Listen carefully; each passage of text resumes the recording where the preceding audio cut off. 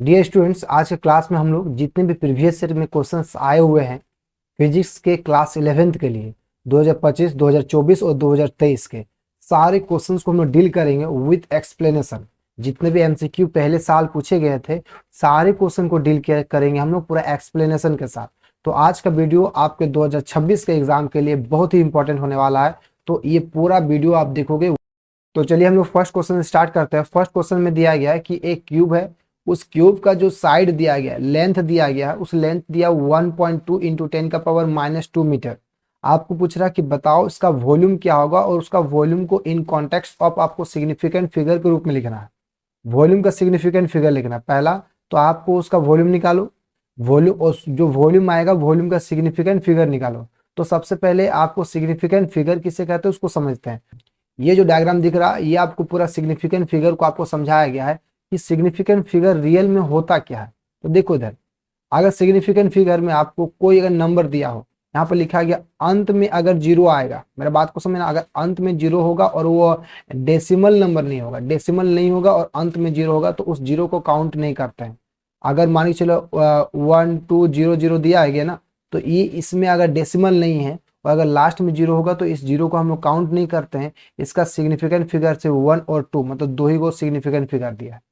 जैसे 2 3 4 0 0 दिया है, आपको पूछेगा इसका सिग्निफिकेंट फिगर क्या होगा। तो सबसे पहले देखोगे कि यहाँ पर कहीं पॉइंट है क्या, दशमलव है क्या। अगर दशमलव नहीं है, अगर डेसिमल नहीं है तो ध्यान देना लास्ट वाला जो जीरो होगा वो जीरो को हम हटा देते हैं। तो देख डिजिट कितना को बचा, 3 डिजिट। तो इसका जो सिग्निफिकेंट फिगर होगा ये 3 हो जाएगा। तो इसी टाइप से अगर आपका डेसिमल नहीं है तो उसका सिग्निफिकेंट फिगर निकालने के लिए हम लोग लास्ट वाला जीरो को हटा देते हैं, और जो डिजिट बचेगा, जितना डिजिट बचेगा उसी को हम लोग सिग्निफिकेंट फिगर बोलते हैं। तो आगे अगर आपको पॉइंट आ जाएगा, अगर आपको दशमलव आ जाएगा, अगर डेसिमल आएगा तब क्या करना, तो जीरो को कैलकुलेट करना होगा, जीरो को भी मानना होगा। तो यहाँ पर 1 2 0 0 4, तो इसका सिग्निफिकेंट फिगर आपको लिखने के लिए आपको 4 लिखना पड़ेगा।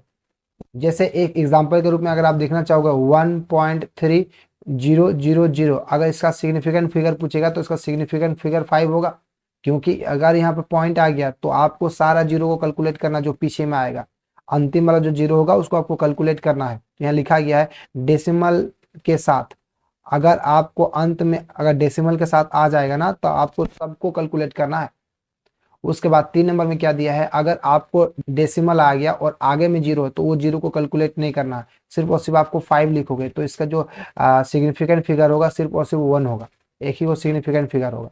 आगे दिया गया है 1002। तो अगर दिया गया अगर दो नॉन जीरो डिजिट के बीच में अगर कोई जीरो होगा, मेरे बात को समझ, अगर दो नॉन जीरो डिजिट, आगे में कितना दिया 1, पीछे में कितना दिया 2, दो नॉन जीरो डिजिट है और नॉन जीरो डिजिट के अंदर अगर जीरो होगा तो वो जीरो को करना पड़ता है। तो इसका जो सिग्निफिकेंट फिगर होगा एक 1 होगा, एक 2 को जीरो हो गया और एक 2 हो गया, टोटल सिग्निफिकेंट 4 मिल जाएगा। तो इसमें सिग्निफिकेंट फिगर आपको 4 देखने को मिलेगा। एग्जाम्पल के रूप में कुछ क्वेश्चन देखते हैं। जैसे आपको दिया 2003, आपको पूछेगा सिग्निफिकेंट फिगर कितना, तो आप लिखोगे 4। 4 सिग्निफिकेंट फिगर है, क्योंकि अगर नॉन जीरो डिजिट के बीच में अगर कोई जीरो होगा तो उसको कैलकुलेट किया जाता है, सबको गिना जाता है, उसका सिग्निफिकेंट फिगर 4 हो जाएगा। आपको दिया गया 1 2 3, अगर आपको 1 2 3 दिया गया कि इसमें कोई जीरो ही नहीं है, आपको पूछे और पॉइंट भी नहीं है, आपको पूछेगा इसका सिग्निफिकेंट फिगर कितना हो, तो एग्जैक्ट 3 सिग्निफिकेंस फिगर देखने को मिलेगा इसका। आगे बढ़ते हैं हम लोग। अगर मान के चलो और मान के चलो अगर 2 3 4 5 दिया है, आपको पूछेगा इसका सिग्निफिकेंट फिगर क्या है। तो सबसे पहले देखो क्या पॉइंट है, पॉइंट नहीं है। उसके बाद देखो क्या जीरो है, नहीं है। तो इसका जितना नंबर है सारा इसमें सिग्निफिकेंट फिगर है, 1 2 3 4, तो इसमें 4 सिग्निफिकेंट फिगर होगा। आगे ये बहुत इंपॉर्टेंट है, वेरी वेरी इंपॉर्टेंट, इसके रिलेटेड ये क्वेश्चन बनेगा, वेरी वेरी इंपॉर्टेंट। आपको दिया है 1.728, आपको लिखा गया है 1.728, ये लिखा गया। आपको पूछा इसका सिग्निफिकेंट फिगर कितना होगा। तो कभी भी अगर पॉइंट आ जाएगा ना तो सिर्फ और सिर्फ दो ही डिजिट को देखना है, एक पॉइंट के आगे वाला, एक पॉइंट के पीछे वाला। तो पॉइंट के आगे में कितना है 2 और पॉइंट के पीछे में कितना है 7, तो इसका सिग्निफिकेंट फिगर सिर्फ और सिर्फ 1.7 बचेगा। अगर इसका आप सिग्निफिकेंट फिगर देखोगे तो आपको सिर्फ दो ही को लिखते हैं, राउंड फिगर। सिग्निफिकेंट फिगर देखो तो दो ही लिखते हैं हम लोग, 1 लिखे, एक पॉइंट के आगे वाला को लिखेंगे, एक दूसरा पॉइंट के पीछे वाला को। तो टोटल इसमें सिग्निफिकेंट फिगर 2 हो जाएगा, एक 1.7। तो चलिए अब हम लोग क्वेश्चन को सॉल्व करते हैं। क्वेश्चन में दिया गया है कि एक कोई क्यूब है, क्यूब का लेंथ दिया गया, मतलब एल बराबर दिया है आपको 1.2 इंटू 10⁻⁻2 मीटर लेंथ दिया है, और आपको उस क्यूब का वॉल्यूम निकालना। सबसे पहले तो v इक्वल टू क्या होगा, ए क्यूब होता, तो यहाँ पे एल है तो यहाँ पे एल का क्यूब लिख दिए, एल का क्यूब लिख दिए, और v इक्वल टू एल की जगह 1.2 इंटू 10⁻⁻2, और इसका जो पावर लिखोगे इसका पावर आपका 3 हो जाएगा।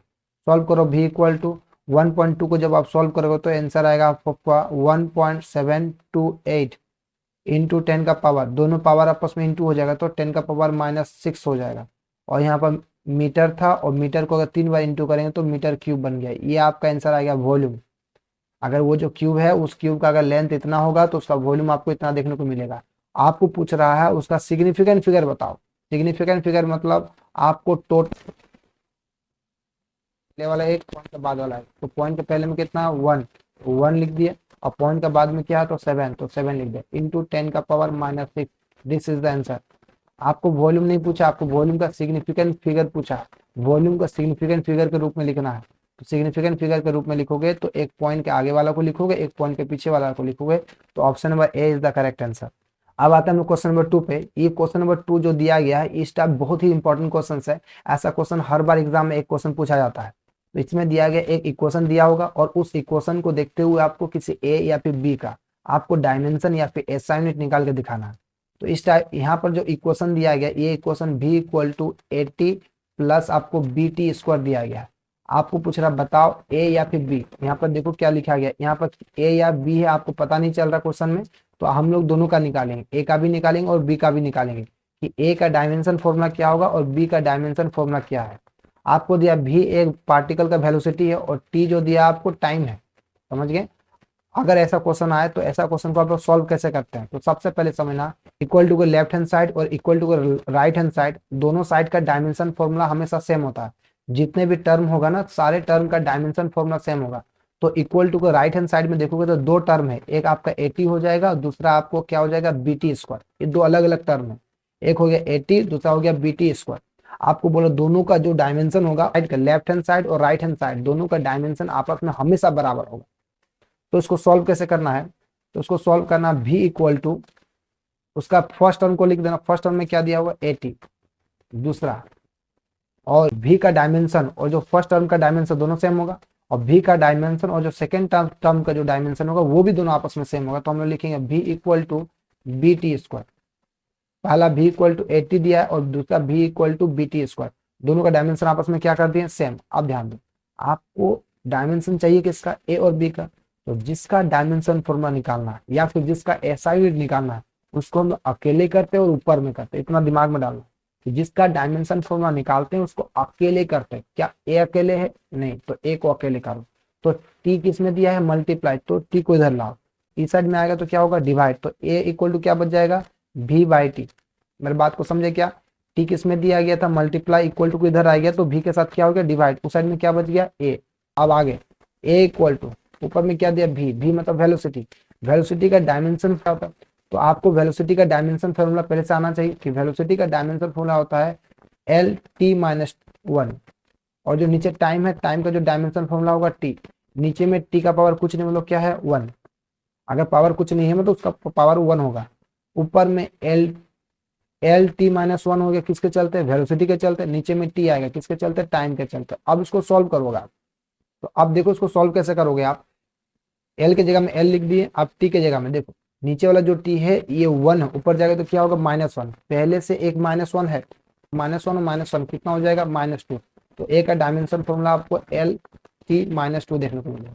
सेम टू सेम बी का भी निकालना। ध्यान दो, बी को अकेले करना और ऊपर में करना। क्या बी अकेले है, बी अकेले नहीं है, तो बी को अकेले करना।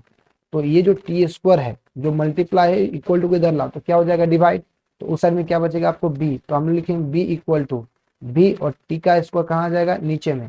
तो उसको अगर आप डायमेंशन फॉर्मूला निकालोगे बी का तो क्या लिखेगा बी इक्वल टू भी के जगह में वेलोसिटी, वेलोसिटी का जो डायमेंशन फॉर्मूला होगा एल टी -1 डिवाइडेड में नीचे में क्या दिया टी का स्क्वायर, टी मतलब टाइम, टी लिख दिए, और टी का स्क्वायर मतलब यहाँ भी कैपिटल टी का क्या लगाना पड़ेगा आपको स्क्वायर।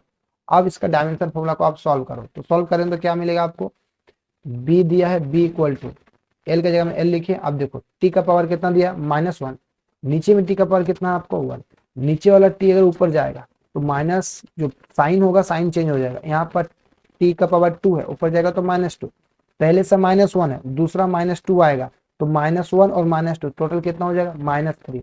तो आपको टी का डायमेंशन फॉर्मूला आपको -3 बन जाएगा। ये आपको बी का डायमेंशन फॉर्मूला। तो यहाँ पर क्वेश्चन में दिख नहीं रहा था कि ए का पूछा या फिर बी का, सॉरी यहाँ पर बी का पूछा। देखो यहाँ पे हिंदी में देखोगे तो क्या लिखा गया, बी का डायमेंशन फॉर्मूला। तो बी का डायमेंशन क्या हो जाएगा, B equal to L T -3। Option number D is the correct answer. ऐसा क्वेश्चन पूछेगा। इस टाइप का क्वेश्चन पूछने का चांसेस बहुत ज्यादा रहता है कि इक्वेशन दिया होगा और उस इक्वेशन को देखते हुए आपको डायमेंशन फॉर्मूला निकालना होगा। तो इतना समझना कि लेफ्ट हैंड साइड और राइट हैंड साइड दोनों का डायमेंशन फॉर्मूला आपस में क्या होगा, सेम। तो आपको सेम करते हुए जिसका डायमेंशन फॉर्मूला निकालना उसको अकेले करना और ऊपर में करना, इतना समझना, अकेले करना। तो अगर अकेले करो जो बचेगा उसका डायमेंशन फॉर्मूला पुट करो, आंसर आपको देखने को मिल जाएगा। इस टाइप का क्वेश्चन बहुत बार पूछा जाएगा। अब आते हैं हम क्वेश्चन नंबर 3 पे। क्वेश्चन नंबर 3 पे क्या दिया, एक साइक्लिस्ट है वो एक सर्कुलर पाथ में मूव कर रहा है और इस सर्कुलर पाथ का जो रेडियस दिया गया ना, इस सर्कुलर पाथ का रेडियस दिया आपको 40 मीटर। एक साइक्लिस्ट जो घूम रहा है एक सर्कुलर पाथ में, उस सर्कुलर पाथ का जो रेडियस दिया गया है आर बराबर आपको दिया हुआ 40 मीटर। उसके बाद दिया है एक कंप्लीट कर रहा है क्या, एक हाफ रिवॉल्यूशन। हाफ रिवॉल्यूशन का मतलब क्या समझना, ये अगर इस पॉइंट का नाम अगर ए है तो इधर हाफ इस पॉइंट तक पहुंचा, इस पॉइंट का नाम क्या दिया गया, बी। तो हाफ रिवॉल्यूशन ए से कहाँ आ गया, वो ए से बी आया। तो ए से बी आने में उसको जो टाइम लग रहा है वो टाइम दिया गया, कितना दिया गया, 40 सेकंड। मतलब आपको टी दिया गया।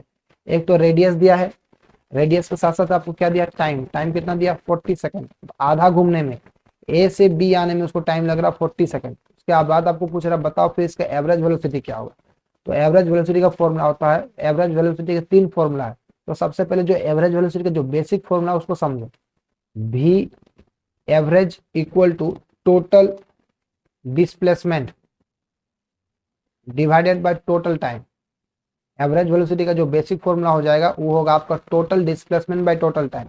तो एवरेज वेलोसिटी निकाल रहे हैं हम लोग, एवरेज वेलोसिटी निकाल, तो बताओ टोटल डिस्प्लेसमेंट क्या है। तो दिया गया हाफ रिवोल्यूशन कंप्लीट कर रहा है और अगर वो एक हाफ रिवोल्यूशन कंप्लीट करेगा तो पहले ए में था तो बी में पहुंच जाएगा। तो ए से बी तक का डिस्प्लेसमेंट कितना होगा, अगर वो हाफ रिवोल्यूशन करेगा तो डिस्प्लेसमेंट कितना होगा, तो displacement is the shortest distance. तो बताओ ए से बी तक जाने का जो शॉर्टेस्ट डिस्टेंस होगा वो क्या होगा, वो उसका डायमीटर हो जाएगा। ए से लेके ओ सेंटर के बीच का डिस्टेंस कितना दिया, 40।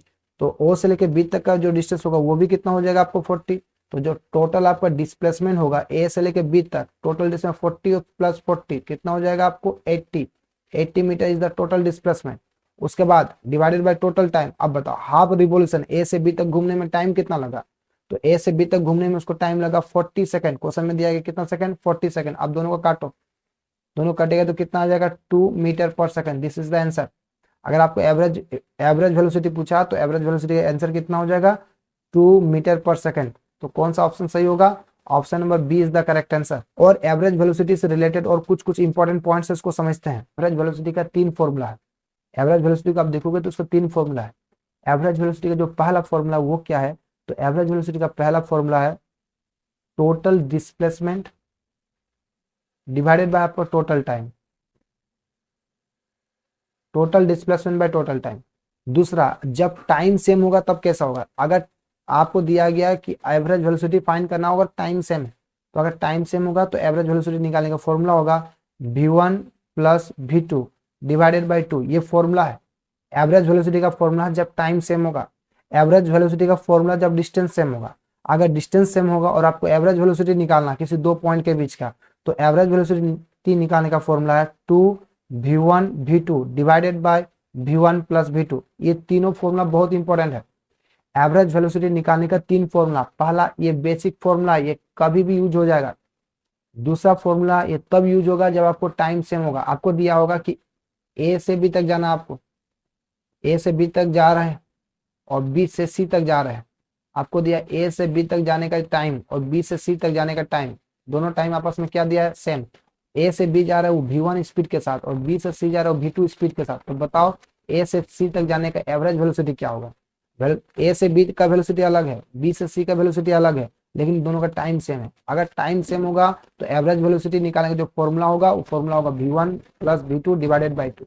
और अगर सेम होगा, आपको बोल देगा कि ए से हम लोग बी जा रहे हैं और फिर हम लोग बी से सी जा रहे हैं और दोनों का डिस्टेंस आपस में सेम है, ए से बी का डिस्टेंस अगर x है और बी से सी का डिस्टेंस भी अगर x है, दोनों का डिस्टेंस सेम है लेकिन स्पीड अलग अलग, ए से बी जा रहा है हम लोग v1 स्पीड के साथ और बी से सी जा रहा है हम लोग v2 स्पीड के साथ, तो बताओ एवरेज वेलोसिटी क्या होगा। जब डिस्टेंस सेम होगा और आपको एवरेज वेलोसिटी पूछेगा तो उसका जो फॉर्मूला हो जाएगा वो फॉर्मूला हो जाएगा 2v1v2 divided by v1 plus v2। और अगर टाइम सेम दिया है और आपको एवरेज वेलोसिटी पूछ रहा है तो उसका जो फॉर्मूला होगा वो v1 plus v2 divided by 2 होगा।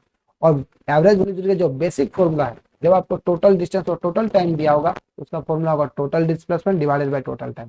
एवरेज वेलोसिटी तीन फॉर्मूला, तीनों फॉर्मूला बहुत इंपॉर्टेंट है और एवरेज ऐसा कोई साल नहीं गया जिसमें एवरेज वेलोसिटी से क्वेश्चन नहीं पूछा। हम बता रहे आपको ऐसा कोई भी साल नहीं हुआ 2022, 23, 24, 25 ऐसा कोई ईयर नहीं है जिसमें आपको एवरेज वेलोसिटी से क्वेश्चन नहीं पूछा। तो एवरेज वेलोसिटी बहुत इंपॉर्टेंट टॉपिक है, तो यहाँ से क्वेश्चन पूछने का चांसेस बहुत ज्यादा है। चलिए आगे बढ़ते हैं। क्वेश्चन नंबर 4 में दिया गया एक स्टोन है, उस स्टोन को हम लोग किसी ब्रिज की ऊंचाई से हम लोग पानी में ड्रॉप कर रहे हैं, तो वो पानी तक पहुंचने का जो उसको समय दिया गया 4 सेकंड है। तो बताओ कि उस ब्रिज की ऊंचाई क्या होगा। नंबर 4 को समझने के लिए इस डायग्राम से हम उसको समझ सकते हैं कि एक आदमी है यहाँ पे ऊपर में और ये आदमी उस ब्रिज से एक स्टोन को छोड़ रहा है, तो ये स्टोन पानी में आकर गिर रहा है, तो उसको पानी में आने पर जो समय लग रहा है वो समय दिया हुआ 4 सेकंड। मतलब कोई ब्रिज से स्टोन को नीचे गिरने में समय लग रहा है 4 सेकंड। तो आपको पूछ रहा कि बताओ उस ब्रिज का हाइट क्या होगा। तो इस टाइप का क्वेश्चन को सॉल्व करने के लिए आपको न्यूटन्स का इक्वेशन ऑफ मोशन को समझना होगा। तो न्यूटन्स का 3 इक्वेशन ऑफ मोशन है जो आप क्लास 9th में भी पढ़े और 11th में भी पढ़े हैं। फर्स्ट है v equal to U plus AT. दूसरा है आपका s equal to U T plus half AT square. तीसरा इक्वेशन है आपका v square equal to U square plus 2as। ये न्यूटन का तीनों इक्वेशन है, हमेशा समझ के रखना। एग्जाम में न्यूमेरिकल आएगा तो ये तीनों इक्वेशन में से किसी एक से क्वेश्चन पूछ देगा। तो सबसे इंपॉर्टेंट आपका इक्वेशन नंबर 2 और इक्वेशन नंबर 3, ये दोनों इक्वेशन के रिलेटेड क्वेश्चन पूछा जाता है। तो ये जो क्वेश्चन पूछा है इस क्वेश्चन को समझना सबसे पहले आप। कोई एक आदमी है वो ब्रिज के ऊपर से कोई स्टोन को ड्रॉप कर रहा है, तो ब्रिज के ऊपर में जो वो आदमी उस स्टोन को पकड़ा हुआ था तो उस स्टोन का इनिशियल स्पीड कितना था 0। जब उसको हाथ में पकड़ा हुआ था तो इसका स्पीड क्या होगा 0। और जब उसको वो आदमी नीचे की ओर उस स्टोन को छोड़ दिया, नीचे की ओर गिर रहा था, अगर नीचे की ओर गिर रहा था तो जो उसका एक्सेलरेशन होगा उसको हम लोग जी लिखेंगे। अगर कोई बॉडी नीचे की ओर आ रहा तो उसका एक्सेलरेशन को प्लस जी लिखा जाता है, और अगर कोई बॉडी को ऊपर की ओर फेंक रहे तो उसका एक्सेलरेशन को हम लोग माइनस जी लिखा जाता है। ये दो चीज आपको समझ कर रखना है। तो वो बॉडी किधर आ रहा है, जो स्टोन है वो स्टोन किधर आ रहा है, नीचे की ओर। तो नीचे की ओर अगर कभी भी कोई बॉडी आएगा तो उसका एक्सेलरेशन को हम लोग जी लिखते हैं, और जी का मान होता है 9.8 मीटर पर सेकंड स्क्वायर। आप इसको लिखोगे। उसके बाद आपको क्या दिया गया, टाइम दिया गया कि ऊपर से नीचे तक गिरने में जो टाइम लगा वो टाइम दिया गया आपको 4 सेकंड। आपको टाइम दिया गया 4 सेकंड। आपको उसका हाइट निकालना कि बताओ उस ब्रिज का ऊंचाई कितना होगा। इस टाइप से क्वेश्चन दिया गया। तो हाइट मतलब डिस्प्लेसमेंट आपको पूछ रहा कि बताओ ऊपर से नीचे का डिस्प्लेसमेंट कितना होगा। मतलब डिस्प्लेसमेंट को हम लोग यहाँ से एस से रिप्रेजेंट करते हैं। किससे रिप्रेजेंट करते हैं, एस। तो इक्वेशन नंबर 2 से हमें उसको सॉल्व करना पड़ेगा कि S equal to U T plus half AT square. तो इस फॉर्मूला का अगर यूज करेंगे तो देखो कैसे निकालेंगे आंसर हम लोग। एस इक्वल टू क्या लिखा गया है, यू टी प्लस क्या लिखा गया, हाफ एटी स्क्वायर।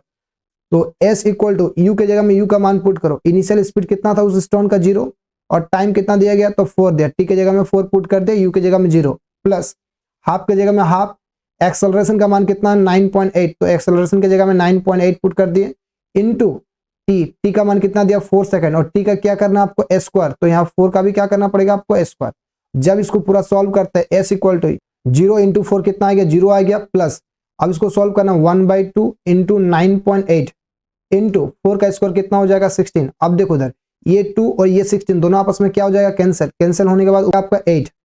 अब इसको सॉल्व करते हैं तो आपका s इक्वल टू क्या बच गया, s मतलब हाइट है, s मतलब डिस्प्लेसमेंट। डिस्प्लेसमेंट को हम हाइट कर रहे हैं ना, तो आप s के जगह में क्या लिख सकते हो, h लिख देना, अच्छा होगा। s जहां लिख रहे थे s के जगह में हम लोग क्या लिख दिए h।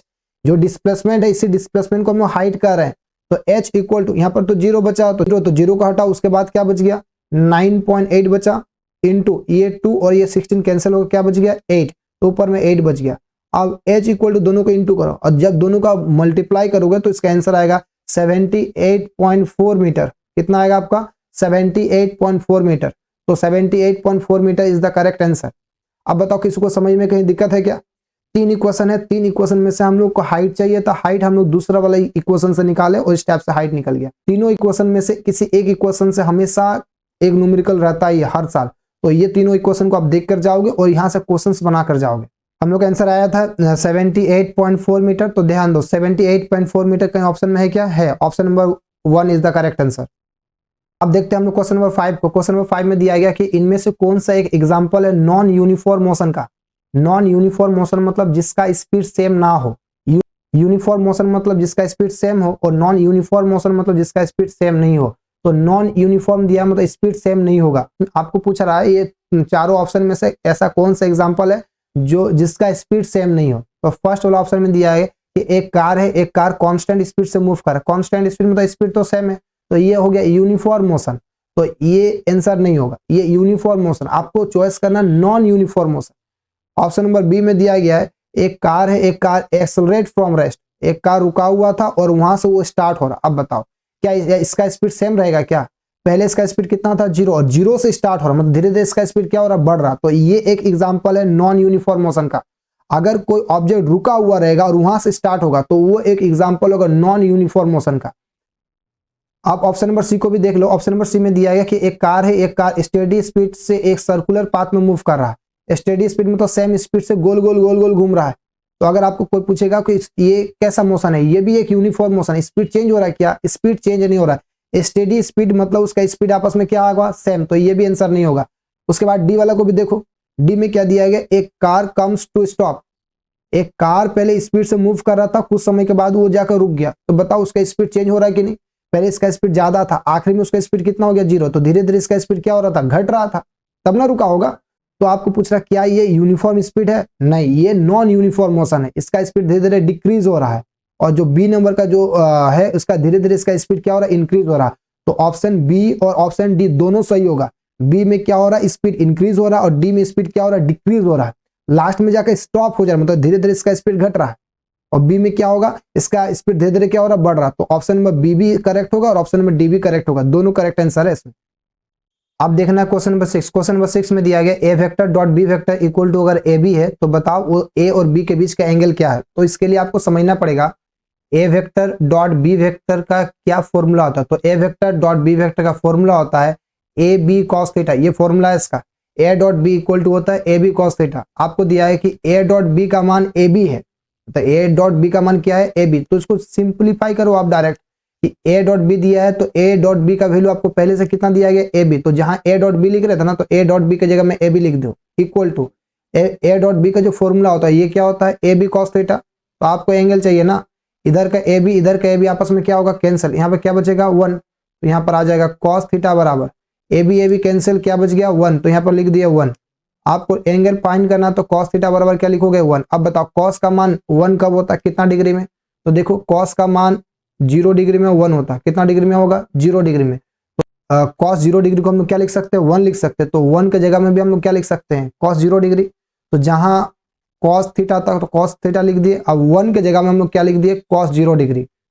Cos 0 degree. इधर कॉस आपस में कैंसिल। ट्रिग्नोमेट्रिक फंक्शन, कोई भी फंक्शन कैंसिल नहीं होता, लेकिन हम लोग मान के चल रहे हैं ये कॉस आपस में कैंसिल हो गया और थीटा बराबर क्या बच गया आपको? 0 degree. Answer option number D is the correct answer. अब आपके लिए क्वेश्चन है कि अगर A cross B, A vector cross B vector equal to आपको ए बी दिया गया, तो बताओ इसका एंगल कितना होगा? ये आपके लिए क्वेश्चन है। कमेंट सेक्शन में इसका आंसर लिखोगे सब कोई, ईमानदारी के साथ इसका आंसर लिखोगे कि ए क्रॉस बी इक्वल टू अगर ए बी होगा तो बताओ ए वेक्टर और बी वेक्टर के बीच का एंगल क्या होगा। ये कमेंट सेक्शन में आप आंसर लिखोगे इसका। कसम है आपको इसका आंसर लिखना ही है।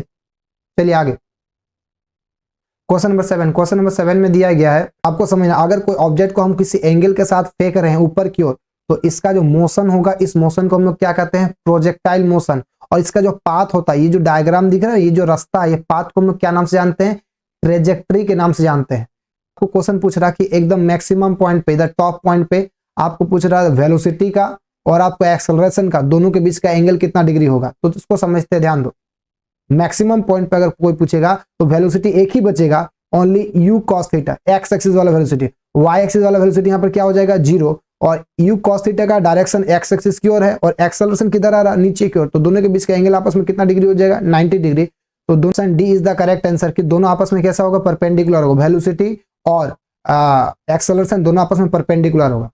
क्वेश्चन नंबर 8 पे, क्वेश्चन नंबर 8 पे दिया गया कि दो फोर्सेस है, दोनों फोर्स का मान आपस में सेम है और उसका जो रिजल्टेंट फोर्स है वो भी सेम है। तो बताओ दोनों फोर्स के बीच का एंगल क्या है? बहुत इंटरेस्टिंग क्वेश्चन है। ये एग्जाम में बार बार पूछा जाता है। तो ध्यान देना, कोई भी दो फोर्स या फिर कोई दो वेक्टर को ऐड करने का एक रूल्स है, ए वेक्टर प्लस बी वेक्टर। दोनों वेक्टर को अगर आप ऐड करोगे तो उसका रूल होता है under root A square plus B square plus 2ab cos theta. ये फॉर्मूला होता है किसी दो वेक्टर क्वांटिटी को ऐड करने का रूल। तो आपको पूछ रहा है दो फोर्स है, दोनों फोर्स का मान सेम सेम है, तो आप लिखो F vector plus F vector. दोनों एफ वेक्टर को अगर आप जोड़ोगे तो आंसर आ जाएगा एफ का स्क्वायर प्लस एफ का स्क्वायर। तो यहाँ पर था आपका ए और बी, यहाँ पर आपका ए और बी था तो ए का स्क्वायर और बी का स्क्वायर लिख रहे थे। यहाँ पर दोनों एफ एफ है तो एफ का स्क्वायर प्लस एफ का स्क्वायर प्लस क्या लिखेंगे 2f into F cos theta. आज को दिया गया दो फोर्स है, दोनों फोर्स एफ एफ है, तो उसका जो रिजल्टेंट आ रहा है वो भी एफ आ रहा है। तो एफ प्लस एफ दोनों को जोड़ोगे तो इसका आंसर कितना आएगा, तो एफ लिख दी। ये क्वेश्चन में दिया गया कि दो फोर्स है, दोनों फोर्स का मान एफ एफ है, तो उसका जो रिजल्टेंट आ रहा है ना, रिजल्टेंट का मान भी कितना है, तो एफ प्लस एफ की जगह हम लोग क्या लिख दिए एफ। अब देखो अंडर रूट, अब इसको सॉल्व करो एफ और एफ दोनों को ऐड करोगे तो क्या होगा 2f स्क्वायर प्लस यहाँ पर क्या लिखेगा आपको 2f square F into F square cos theta. अब इधर रूट है, इक्वल टू इधर आएगा तो क्या हो जाएगा एस स्क्वायर हो जाएगा। तो हम लोग क्या लिखेंगे इसको F square is equal to 2f square plus 2f square cos theta. मेरे बात को समझे ना, इधर रूट था, रूट को इक्वल टू इधर लाए तो वो ए स्क्वायर में कन्वर्ट हो गया। अब देखो इसको कैसे सिंप्लीफाई करना पड़ेगा आपको। इधर लिख रहे हैं तो ध्यान देना, यहाँ पर क्या बचा हुआ है F square, left hand side में एफ स्क्वायर है तो एफ स्क्वायर को लिख दिए। राइट हैंड साइड में कॉमन क्या है, सेम क्या दिख रहा है 2f इसमें भी है 2f इधर भी है, तो 2f को हम लोग कॉमन कर लिए। क्या बच गया यहाँ पर 1 प्लस, जब 2f बाहर निकल गया तो क्या बचेगा आपको cos थीटा बचेगा। अब ध्यान दो, इधर का एफ स्क्वायर इधर का एफ स्क्वायर दोनों आपस में क्या हो गया कैंसिल, तो इक्वल टू की साइड में क्या बचेगा 1 equal to 1 plus cos theta. अब 2 किस में दिया है मल्टीप्लाई, इधर ले जाएंगे तो क्या हो जाएगा डिवाइड हो जाएगा। तो आप लोग कैसे लिखोगे 1 प्लस cos थीटा बराबर 2 को इधर ले गए तो डिवाइड हो गया 1/2। यहां तक समझ में किसको दिक्कत है क्या, मेरे को एंगल चाहिए थीटा का मान निकालना, तो देखो कैसे निकालना है। cos थीटा बराबर 1 किस में है प्लस, उस साइड जाएगा तो क्या होगा माइनस, तो लिखना -1 प्लस 1/2, तो लिखोगे -1 प्लस 1/2। अब ये दोनों को जब आप सॉल्व करोगे तो cos थीटा बराबर कितना आएगा आपका -1/2। अब ध्यान देना थीटा का मान 1/2 कब होता है, तो cos 60 डिग्री का मान 1/2 हो जाता है। cos 60 डिग्री का मान कितना हो जाएगा 1/2। तो अगर cos 60 में 1/2 हो रहा ना तो उसका डबल 120, उसमें हम -1/2 हो जाता है। तो cos 120 डिग्री में तो cos 120 डिग्री का मान -1/2 हो जाता है। cos 60 डिग्री का मान अगर 1/2 हो जाता ना तो cos का डबल 60 का डबल कितना हो जाएगा 120, तो cos 120 का मान हो जाता है 1/2 -1/2 दिया -1/2। तो -1/2 की जगह में हम लोग क्या लिख सकते हैं cos 120 डिग्री, तो cos थीटा बराबर -1/2 था, -1/2 की जगह हम लोग लिखेंगे cos 120 डिग्री। इधर का cos आपस में कैंसिल, फंक्शन तो फंक्शन कैंसिल नहीं होता, लेकिन आपको समझना है कि फंक्शन को आपस में काट रहे, तो एंगल का मान कितना हो जाएगा आपको 120 डिग्री। तो angle 120 degree is the correct answer. ऐसा क्वेश्चन बहुत बार पूछा गया कि दो फोर्स को जोड़ने के बाद उसका जो रिजल्टेंट फोर्स है वो भी सेम आ रहा, तो बताओ दोनों के बीच का एंगल कितना होगा। तो एंगल को आपको दिमाग में रट लेना, ये बहुत बार पूछा गया क्वेश्चन है, इसका आंसर हमेशा 120 डिग्री होगा। आगे तो क्वेश्चन नंबर 9 में क्या दिया है, क्वेश्चन नंबर 9 में दिया गया है कि magnitude of the centripetal acceleration, centripetal acceleration का मैग्नीट्यूड क्या होगा। तो सेंट्रीपिटल एक्सेलरेशन, तो सबसे पहले सेंट्रीपिटल फोर्स का जो फॉर्मूला हो तो पहले उसको लिखो। तो सेंट्रीपिटल फोर्स का जो फॉर्मूला होता है वो F = mv²/r होता है। ये सेंट्रीपिटल फोर्स का फॉर्मूला है, और फोर्स का जो जनरल फॉर्मूला है वो हो जाता है F = ma। अब दोनों इक्वेशन को आपस में इक्वल कर दो, दोनों का लेफ्ट हैंड साइड आपस में सेम है तो राइट हैंड साइड भी आपस में क्या होगा सेम हो जाएगा। तो हम लिखोगे ma इधर क्या बचा mv²/r, इधर का m आपस में क्या हो गया कैंसिल, तो एक्सेलरेशन इक्वल टू क्या हो गया v²/r। This is the answer. आपको पूछेगा सेंट्रीपिटल एक्सेलरेशन का जो फॉर्मूला क्या होगा, तो आप सेंट्रीपिटल एक्सेलरेशन का फॉर्मूला बताओगे v²/r। C, option C is the correct answer. अब देखो क्वेश्चन नंबर 10 में क्या दिया है, क्वेश्चन नंबर 10 में दिया गया है कि एक ऑब्जेक्ट है जिसका मास आपको m दिया है, उसको हम लोग क्या करें फ्री फॉल, आपको उसको मतलब कोई फोर्स लगा के धक्का नहीं दे रहे हैं, उसको हम सिंपल ऊपर से नीचे की ओर छोड़ दे रहे हैं, है ना। तो अगर उसको सिंपल ऊपर से नीचे की ओर छोड़ दोगे तो समझ पहला दिमाग में आ जाना चाहिए कि इसका u का मान 0 होगा। फ्री फॉल कहीं भी लिखा रहेगा कि मतलब उसको सिंपल आपको फोर्स लगा के नहीं छोड़ रहे हैं, सिंपल उसको ऊपर से छोड़ दे रहे हैं, तो इनिशियल स्पीड का मान हमेशा क्या होगा 0। आगे दिया गया कि और इसका मास कितना दिया है, इसका मास m है और उसको हम फ्री फॉल कर रहे हैं ऊपर से छोड़ रहे हैं, तो बताओ उस बॉडी का क्या होगा, मोमेंटम क्या होगा। आपको पी का मान पूछ रहा है और उसका जो हाइट दिया गया, उसका हाइट भी दिया गया कि उसका हाइट कितना दिया गया, एच, हाइट दिया गया एच, इनिशियल स्पीड दिया गया। अब बताओ नीचे की ओर जब आएगा तो एक्सेलरेशन क्या होगा, आप बताओ पहले कमेंट करो, वीडियो को पॉज करके आप कमेंट करोगे, जब बॉडी नीचे की ओर आ रहा तो उसका एक्सेलरेशन क्या होगा। तो अगर बॉडी नीचे की ओर आ रहा तो उसका एक्सेलरेशन क्या होगा, जी। तो एक जगह हम लोग क्या, जी, मतलब आपका क्वेश्चन में क्या क्या दिया, तो सबसे पहले लिखो यू दिया है, यू का मान कितना दिया गया, 0 दिया गया। डिस्प्लेसमेंट यानी फिर हाइट, एस की जगह हम लोग क्या लिखना है, एच। उसके बाद एक्सेलरेशन दिया गया, ऑब्जेक्ट किधर आ रहा है, नीचे की ओर गिर रहा, तो एक्सेलरेशन की जगह में क्या लिखेंगे हम लोग, जी। ये सब चीज आपको पता है। और निकालना क्या आपको, मोमेंटम आपको पी निकालना। तो पी का जनरल फॉर्मूला आपको क्या पता है, पी इक्वल कितना होता है, एम बी। और एक चीज दिया गया बॉडी का मास, बॉडी का मास आपको मास भी दिया गया, बॉडी का मास कितना दिया है आपको, एम। तो आपको पी निकालना। तो मोमेंटम का जनरल फॉर्मूला होता है मास इंटू वेलोसिटी। तो मास आपको दिया है, आपको निकालना क्या, वेलोसिटी। वेलोसिटी निकाल लेना, वेलोसिटी निकालने के बाद इस फॉर्मूला में पुट कर देना, आंसर आ जाएगा।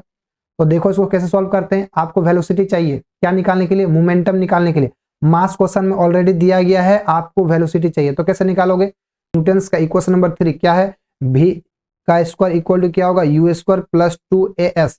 अब v के जगह में v का स्क्वायर लिखे, u का मान पहले क्या था 0, तो 0 का स्क्वायर लिखे, प्लस 2 के जगह में 2 और एक्सेलरेशन के जगह में g। और जो डिस्प्लेसमेंट था, डिस्प्लेसमेंट के जगह में क्या लिख दे बाबू, हाइट। मेरे को किसका मान चाहिए, v, तो v इक्वल टू 0 का स्क्वायर 0 हो गया, और इधर देखो इधर स्क्वायर है, स्क्वायर उस साइड जाएगा तो क्या हो जाएगा, रूट। तो v इक्वल टू आएगा √2gh, ये v का मान आया। वेलोसिटी का मान आया, मास का मान पहले से दिया हुआ, तो आपको क्या निकालना है, मोमेंटम। तो p इक्वल टू क्या हो गया, mv। m का मान बताओ, m की जगह में m लिख दिए, v की जगह में क्या लिख दिए, v का मान कितना आया, √2gh। ये फॉर्मूला हो गया मोमेंटम का। तो देखो कौन सा ऑप्शन सही है, option number B is the correct answer. Dear students, अगर इतना ज्यादा एक्सप्लेन करते हुए जाएंगे तो बहुत ज्यादा टाइम हो जा रहा, तो जिसके चलते हम लोग जल्दी जल्दी क्वेश्चंस को सॉल्व करने का कोशिश करेंगे, उतना ज्यादा एक्सप्लेनेशन के साथ नहीं समझेंगे। में दिया गया कि न्यूटन्स का सेकंड लॉ क्या, तो न्यूटन्स का सेकंड लॉ कहता है कि जो फोर्स होगा वो डायरेक्टली प्रोपोर्शनल होगा, किसका, चेंज इन मोमेंटम का। तो यहाँ पर ध्यान दीजिए, option number 1 is the correct answer. जो फोर्स होगा ये चेंज इन मोमेंटम का डायरेक्टली प्रोपोर्शनल होगा। तो which frictional force is lowest, आपको पूछा गया कि कौन सा फ्रिक्शनल फोर्स है जो सबसे कमजोर होता है, तो समझना B number option, rolling friction जो होता है सबसे कमजोर होता है। और अगर आपको कोई पूछेगा सबसे स्ट्रॉन्ग फ्रिक्शन फोर्स क्या होगा, तो आप बताओगे लिमिटिंग फ्रिक्शन। लिमिटिंग फ्रिक्शन जो होगा, लिमिटिंग फ्रिक्शन ये सबसे स्ट्रॉन्गेस्ट फ्रिक्शन फोर्स होता है। और जो सबसे लोएस्ट फोर्स होता है उसको हम लोग कहते हैं रोलिंग फ्रिक्शन ना। तो आपको क्या पूछा गया था, आपको पूछा गया तो लोएस्ट, तो आप क्या किसको टिक करोगे, रोलिंग फ्रिक्शन को। और अगर आपको कोई पूछता कि स्ट्रॉन्गेस्ट फ्रिक्शनल फोर्स क्या हो, तो आप किसको टिक करते हैं, लिमिटिंग फ्रिक्शन। चलिए आगे में बढ़ते हैं हम लोग। क्वेश्चन नंबर 13, क्वेश्चन नंबर 13 में आपको मैक्सिमम स्पीड चाहिए। अगर कोई साइकिल को एक सर्कुलर पाथ में घूम रहा है तो उसका मैक्सिमम स्पीड क्या होगा। तो मैक्सिमम स्पीड का या फिर मैक्सिमम वेलोसिटी का एक फॉर्मूला होता है। अगर कोई सर्कुलर पाथ में मूव करेगा तो उसका जो मैक्सिमम वेलोसिटी होगा उसका फॉर्मूला होगा वी मैक्स बराबर, वी मैक्स इक्वल टू होता है √μgr। ये फॉर्मूला है, बहुत इंपॉर्टेंट फॉर्मूला, आप इसको ध्यान देना कि maximum velocity of a body moving in a circular path, उसका फॉर्मूला होता है √μgh, √μgr। म्यू क्या है आपको कोफिशिएंट ऑफ फ्रिक्शन, जी क्या है आपको एक्सलेरेशन ड्यू टू ग्रेविटी, और आर क्या दिया उस सर्कुलर पाथ का रेडियस। तो क्वेश्चन में क्या क्या दिया आपको, म्यू का मान दिया गया है और आपको जी का मान भी दिया गया और आपको सर्कुलर पाथ का रेडियस भी दिया गया। सबका मान दिया, सबका मान पुट करो। तो वी मैक्स इक्वल टू क्या लिखोगे बाबू, V max equal to √ mu का मान कितना दिया 0.1, तो 0.1 पुट कर दे, इनटू जी का मान कितना दिया 10, तो 10 लिख दे, इनटू आर का मान कितना दिया 3 मीटर, तो 3 मीटर पुट कर दे। अब इसको सॉल्व करोगे तो आपको क्या मिलेगा, वी मैक्स मैक्सिमम वेलोसिटी बराबर, जब इसको सॉल्व करोगे तो आपको मिलेगा √3 मीटर पर सेकंड। ये आंसर आ गया। तो ये यहाँ से क्वेश्चन बार बार पूछा जाता है, वेरी वेरी इंपॉर्टेंट, बहुत इंपॉर्टेंट टॉपिक है maximum velocity of a circular path. अगर कोई बॉडी सर्कुलर पाथ में मूव कर रहा है तो उसका वेलोसिटी जो मैक्सिमम वेलोसिटी होगा वो किस पे डिपेंड करेगा, 3 चीज पे डिपेंड करेगा, कोफिशिएंट ऑफ फ्रिक्शन, दूसरा होगा एक्सलेरेशन ड्यू टू ग्रेविटी, तीसरा होगा आपका रेडियस, है ना। तो ये फॉर्मूला है, फॉर्मूला को आपको याद करके रखना है, आपको क्वेश्चन दिया होगा इसे सॉल्व करना। तो option number B is the correct answer. Question number 14 में दिया गया कि दो बॉडीज है, एक बॉडीज का मास दिया है 2 kg, दूसरा बॉडीज का मास दिया 32 kg। आपको बोल रहा है दोनों का काइनेटिक एनर्जी आपस में सेम है, तो बताओ दोनों का जो मोमेंटम होगा उस मोमेंटम के बीच का रेशियो क्या होगा। तो सबसे पहले काइनेटिक एनर्जी का जो फॉर्मूला पहले उसको लिखो, k इक्वल टू होता है हाफ mv² हो गया। दूसरा चीज क्या है, काइनेटिक एनर्जी का इस फॉर्मूला को हम लोग चेंज करेंगे और क्या लिखेंगे, काइनेटिक एनर्जी बराबर 1/2 m। अब देखो जो v लिखा गया था, v के जगह में v का मान पुट करेंगे, तो ध्यान दो हम लोग क्या जानते हैं, P इक्वल टू होता है mv mass into velocity. P equal to कितना, P इक्वल टू क्या होता है, मास इंटू वेलोसिटी। अब ध्यान दो, तो V इक्वल टू क्या लिख सकते हैं हम लोग, V इक्वल टू लिखेंगे P divided by m। m किस में दिया, मल्टीप्लाई, इधर आएगा तो क्या होगा, डिवाइड, तो P के साथ क्या होगा, डिवाइड। तो जहां वेलोसिटी था, वेलोसिटी की जगह में हम लोग क्या लिख सकते हैं, P बाई m। तो जहां V था, V की जगह में क्या लिखेंगे, P बाई m, और इसका क्या लिखना पड़ेगा आपको, स्क्वायर लिखना पड़ेगा। अब इसको और ज्यादा सॉल्व करो तो आपको क्या मिलेगा, काइनेटिक एनर्जी बराबर 1/2 m की जगह m, P का स्क्वायर, नीचे में क्या लिखा गया, m का स्क्वायर। अब देखो ऊपर में एक m, नीचे में 2m, आपस में क्या हो गया, कैंसिल। तो आपको काइनेटिक एनर्जी बराबर क्या बन गया, 1/2 पी स्क्वायर बाई एम। नीचे 2m था, एक m तो कैंसिल हो गया, अब एक m बच गया। ये आपको काइनेटिक एनर्जी का फॉर्मूला बन गया। अब मेरे को किसका मान चाहिए, रेशियो किसका निकालना है आपको, मोमेंटम का। तो मोमेंटम का फॉर्मूला निकालना है। तो p को अलग करो, देखो 2m दिया गया, 2m किस में दिया, डिवाइड, इधर जाएगा तो क्या होगा, मल्टीप्लाई। तो हम लोग क्या लिख पाएंगे यहाँ पर, p का स्क्वायर बराबर, ये 2m दिया, 2m इधर आ जाएगा तो क्या हो जाएगा, k के साथ मल्टीप्लाई हो जाएगा। तो लिखेंगे 2m इंटू के, 2m डिवाइड में था, इधर इक्वल टू इस साइड में आ गया, लेफ्ट हैंड साइड में आ गया, तो k के साथ मल्टीप्लाई हो गया, तो 2m के आ गया। मेरे को p का मान चाहिए, तो p इक्वल टू, यहाँ स्क्वायर है, उधर जाएगा तो क्या हो जाएगा, रूट, तो हमने लिखा रूट अंडर 2m के, ये फॉर्मूला बन गया। अगर आपको कभी भी मोमेंटम का रेशियो पूछेगा, मोमेंटम का रेशियो पूछेगा, तो हमेशा इस फॉर्मूला का यूज करोगे, p equal to under root 2m के, अंडर रूट 2m के। यहाँ तक समझ में किसको दिक्कत है क्या, चलिए आगे बढ़ते हैं हम लोग। आपको दिया गया दो बॉडीज है, तो आपको P1 और P2 का बीच का रेशियो चाहिए। तो P1 divided by P2, ratio का मतलब आपको डिवाइड करना।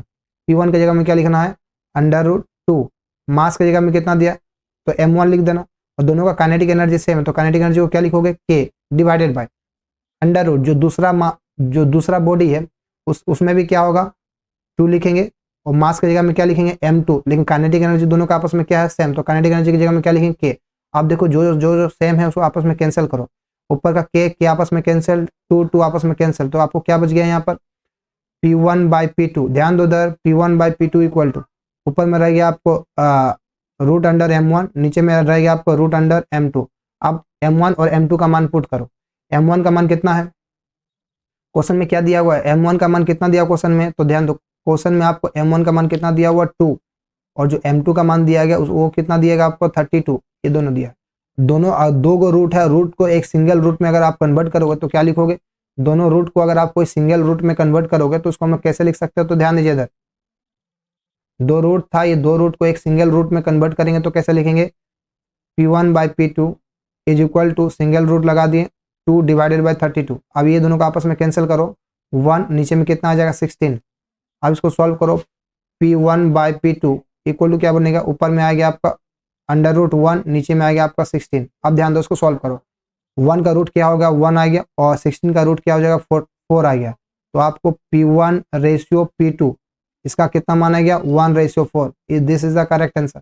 अगर आपको P1 रेशियो P2 का अगर कोई पूछेगा तो आप क्या बताओगे, 1/4। Option number C is the correct answer. बताओ इसको समझने में किसको दिक्कत है क्या, जो लिखा गया है इसको समझने में किसको दिक्कत है क्या। सबसे पहले तो आपको इतना जो हमको लिखना पड़ा, ये सब जो हमको लिखना पड़ा, क्यों लिखना पड़ेगा, क्योंकि मेरे को ये फॉर्मूला को आपको एक्सप्लेन करना था कि P equal to under root 2m के कहाँ से आता। अगर आपको ये फॉर्मूला पता चल गया, या फिर अगर आपको ये फॉर्मूला पता है, याद है, तो आप उसको डायरेक्ट बना सकते हो। m के जगह में m1 m2 लिख दिया, और k का दोनों मान तो सेम था तो k लिख दिया, आपस में कैंसिल हो गया, इस टाइप से बना दिया, आंसर आ गया 1/4। चलिए क्वेश्चन नंबर 15, क्वेश्चन नंबर 15 में क्या दिया है, आपको बोल रहा है कि applied force, if the applied force is F, आपको अप्लाइड फोर्स का मान F दिया गया है, और कोई बॉडी है, उस बॉडी का जो वेलोसिटी दिया आपको भी दिया, आपको पूछ रहा है उस बॉडी का पावर क्या होगा। तो पावर इक्वल टू जो फॉर्मूला होता है, P बराबर होता है W/T, पावर का फॉर्मूला होता है। अब इसको और ज्यादा सॉल्व करेंगे हम, तो W मतलब वर्क की जगह हम लोग क्या लिख सकते हैं, फोर्स इंटू डिस्प्लेसमेंट, F और S डिवाइडेड बाई T की जगह में क्या लिखेंगे, T।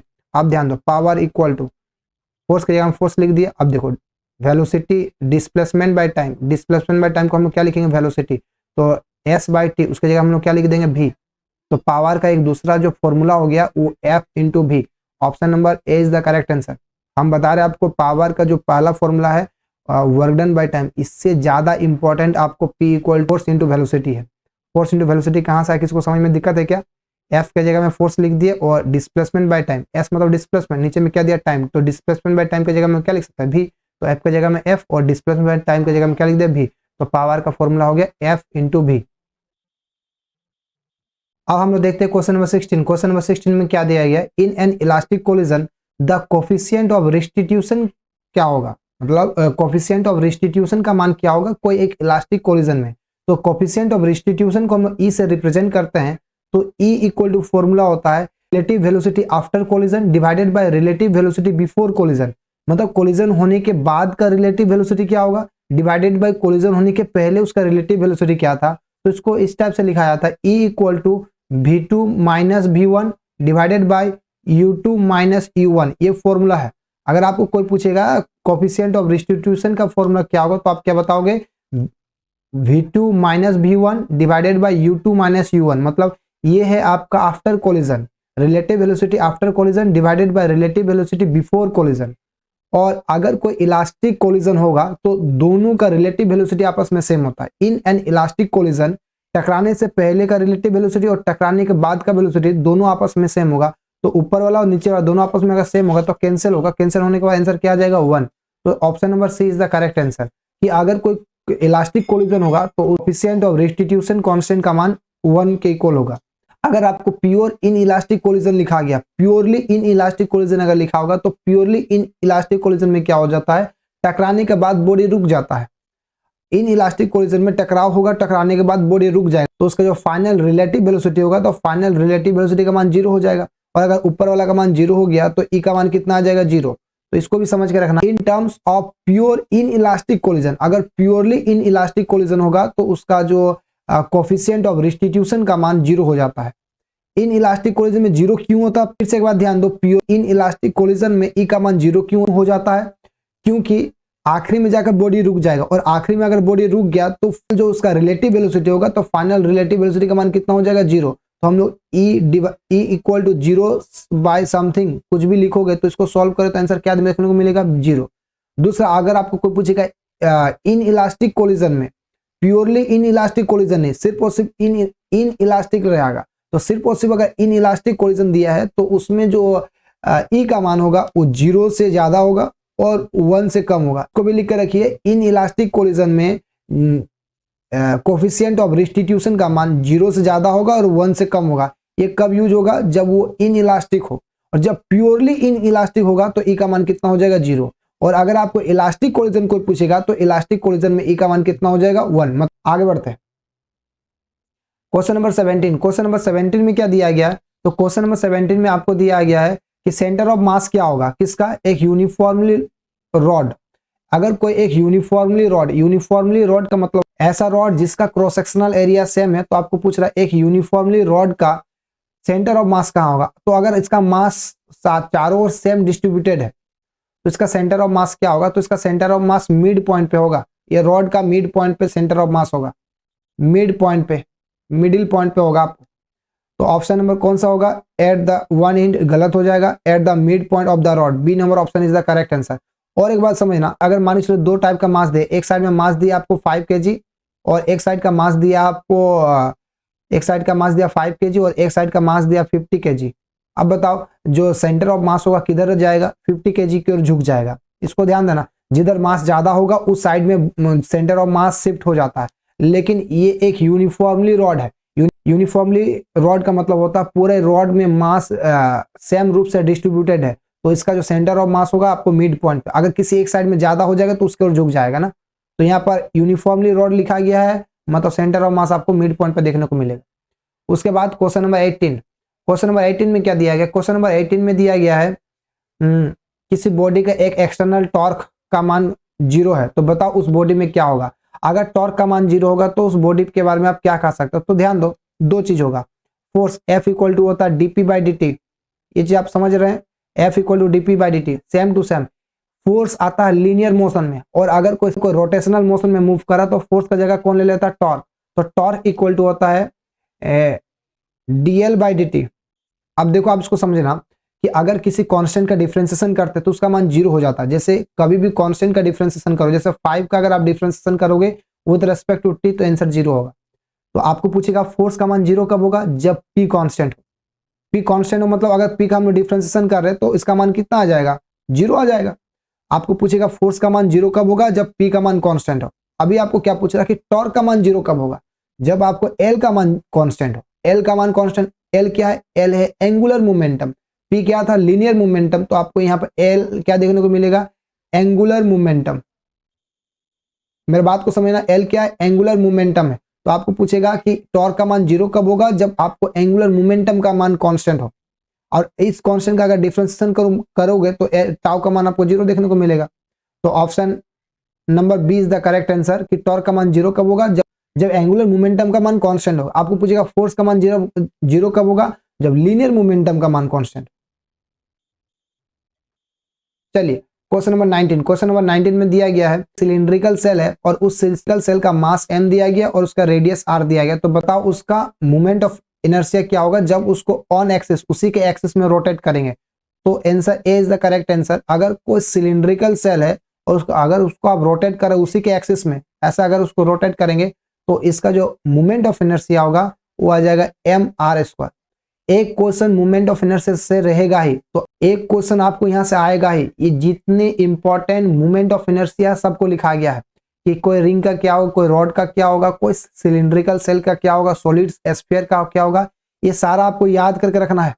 एग्जाम में एक क्वेश्चन मोमेंट ऑफ इनर्शिया पूछेगा ही, ऐसा कोई भी एग्जाम नहीं हुआ जिसमें मोमेंट ऑफ इनर्शिया एक क्वेश्चन नहीं आया। तो इस सारे को आपको याद कर लोगे, इसको स्क्रीनशॉट कर लो आप। अब देखो क्वेश्चन नंबर 20 में क्या दिया गया। तो क्वेश्चन नंबर 20 में दिया गया कि केप्लर्स का सेकंड लॉ किसके प्रिंसिपल में काम करता है। तो केप्लर्स का जो सेकंड लॉ होता है ये कंजर्वेशन ऑफ एंगुलर मोमेंटम पे काम करता है। Option number C is the correct answer. आगे क्वेश्चन नंबर 21, क्वेश्चन नंबर 21 में आपको एस्केप वेलोसिटी और ऑर्बिटल वेलोसिटी के बीच का रिलेशन दिया गया है। तो एस्केप वेलोसिटी और ऑर्बिटल वेलोसिटी के बीच का रिलेशन आप कैसे समझोगे। तो सबसे पहले आपको एस्केप वेलोसिटी और ऑर्बिटल वेलोसिटी का फॉर्मूला पता होना चाहिए कि एस्केप वेलोसिटी और ऑर्बिटल वेलोसिटी का फॉर्मूला क्या होगा।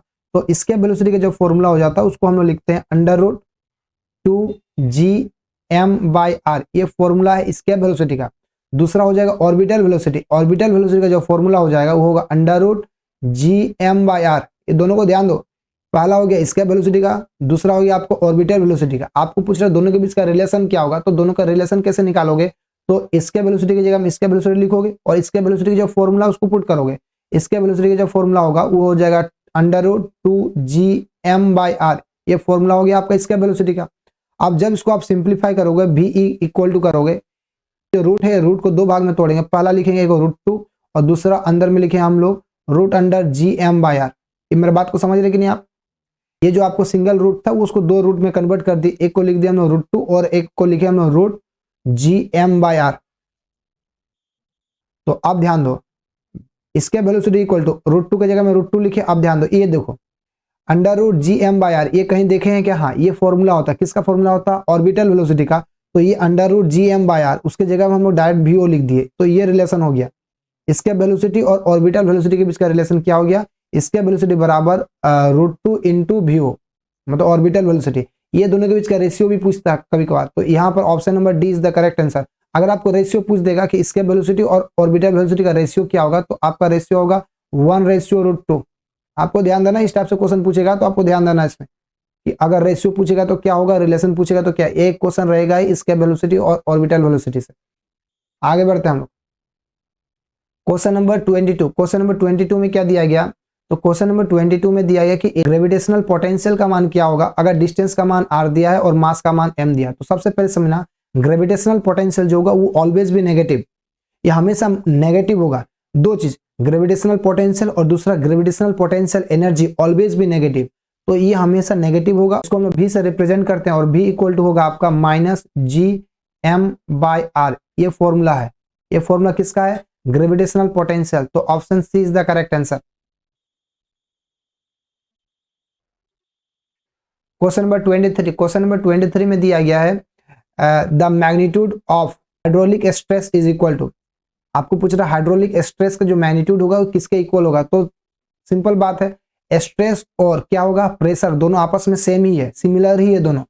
तो हाइड्रोलिक स्ट्रेस और हाइड्रोलिक प्रेशर दोनों आपस में इक्विवेलेंट होता है, तो ये दोनों का मान आपस में क्या होगा, same. Option number B is the correct answer. Hydraulic stress और हाइड्रोलिक प्रेशर दोनों आपस में इक्विवेलेंट होता है, किसी की जगह में आप किसी का मान को पुट कर सकते हैं कुछ कुछ मैग्नीट्यूड के रूप में, डायरेक्शन को जब नहीं होगा तब। क्वेश्चन नंबर 24, क्वेश्चन नंबर 24 में दिया है अकॉर्डिंग टू हुक्स लॉ बताओ स्ट्रेस को अगर आप इंक्रीज कर रहे हो तो स्ट्रेस और स्ट्रेन का रेशियो क्या होगा। तो सबसे कुछ लोग का कहना है कि जो स्ट्रेस होगा ये क्या होगा, डायरेक्टली प्रोपोर्शनल होगा किसका, स्ट्रेन का। Stress is directly proportional to strain. जब ये साइन हटेगा तो एक कांस्टेंट आएगा, तो लिखो stress is equal to, constant की जगह में क्या लिखेंगे, के, और इसमें स्ट्रेन लगा देना। कांस्टेंट के है, इस के को हम लोग मॉडुलस ऑफ इलास्टिसिटी के नाम से जानते हैं। स्ट्रेन किस में दिया गया, मल्टीप्लाई, इधर आएगा तो क्या होगा, डिवाइड, तो इसको हो जाएगा K equal to stress divided by strain. Strain multiply में था, स्ट्रेन को इधर लाए तो स्ट्रेस के साथ क्या हो गया, डिवाइड हो गया। तो आपको यही पूछ रहा है स्ट्रेस और स्ट्रेन का रेशियो क्या होगा। तो स्ट्रेस और स्ट्रेन का रेशियो क्या आ गया, कांस्टेंट। तो क्वेश्चन नंबर 25 में दिया गया the frictional resistance of fluid motion. मतलब आपको फ्रिक्शनल रेजिस्टेंस के बारे में बात करा, किसका, फ्लूइड मोशन, मतलब विस्कस फोर्स समझना। तो विस्कस फोर्स का जो फॉर्मूला होगा वो क्या हो जाता है, ईटा A DV by D T, इसको इस टाइप से लिखा जाता है। फ्रिक्शनल फोर्स का फॉर्मूला हो जाता है F equal to eta A DV by D T. आपको पूछ रहा तो फ्रिक्शनल फोर्स किस पे डिपेंड करता है। पहला ऑप्शन में दिया गया inversely proportional to the surface area, तो सरफेस एरिया पे इनवर्सली प्रोपोर्शनल नहीं है, सरफेस के साथ क्या हुआ, डायरेक्टली प्रोपोर्शनल है, तो ये ऑप्शन गलत हो गया। ऑप्शन नंबर बी में क्या दिया, inversely proportional to the surface area, वो एफ जो है ये एरिया का डायरेक्टली प्रोपोर्शनल है, तो ऑप्शन नंबर बी में दिया गया इनवर्सली प्रोपोर्शनल, गलत। नंबर सी में दिया गया कि ये डायरेक्टली प्रोपोर्शनल होगा square of the area, area का स्क्वायर का डायरेक्टली प्रोपोर्शनल, ये भी गलत है। यहाँ स्क्वायर कहाँ है, ऑप्शन नंबर डी में दिया गया the proportional to the surface area contact. Option number D is the correct answer कि वो सरफेस एरिया के साथ डायरेक्टली प्रोपोर्शनल होगा, ना कि एरिया के स्क्वायर के साथ, और ना ही इनवर्सली प्रोपोर्शनल होगा।